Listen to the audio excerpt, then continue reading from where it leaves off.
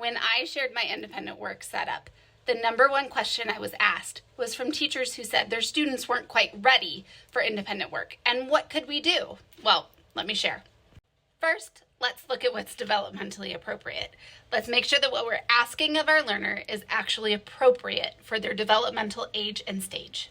Second, in my classroom setup, you'll see this is my independent work, and right around the corner are these colorful bins. If you followed along with my classroom, you know I love to color code, and every student has a color. This year is no different. Every student has 3 bins, and you'll find them right here. Orange, red, green, yellow, purple, blue, and pink. The black are extra. All of these are hands-on tasks that the kids can do independently.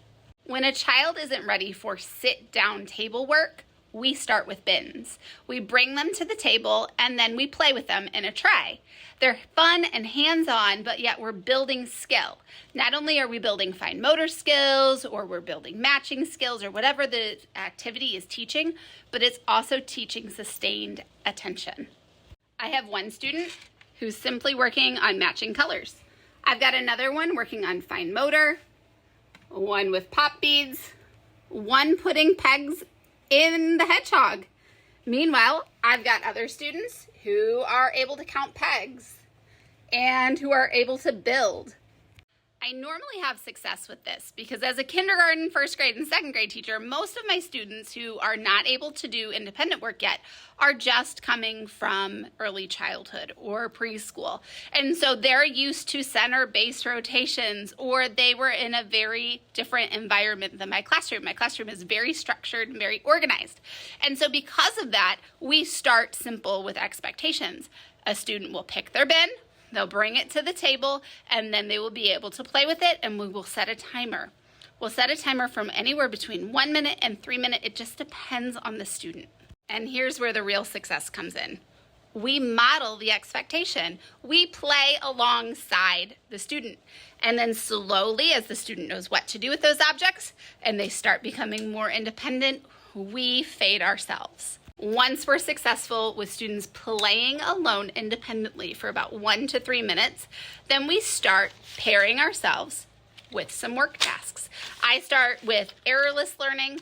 I love these easy matching workbooks. These are so much fun for students. They are highly engaging, they're highly preferred, and I'm going to show you. This set comes with one for every day, and this is the transportation set. This is the newest one in this series. I'm so excited about it. Look, we just simply put the school bus in front of the school. It's errorless. The bus can go literally nowhere else but in front of the school. We can build a racetrack. Look at that. This piece could go here, here, or here, anywhere there's a piece of Velcro. And that's what makes it errorless. The boats don't have to go in a specific order. And eventually, there's going to be some very minor matching. Look, we've got color matching right here.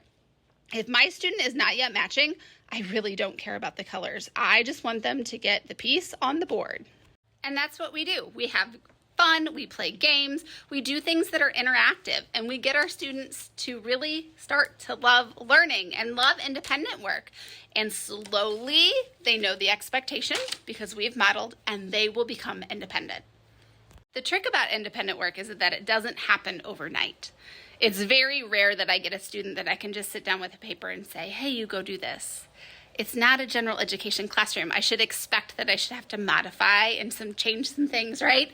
So that's what I'm doing. I'm setting the expectation, I'm modeling the expectation, I'm pairing myself with that item, and then I'm slowly fading myself away.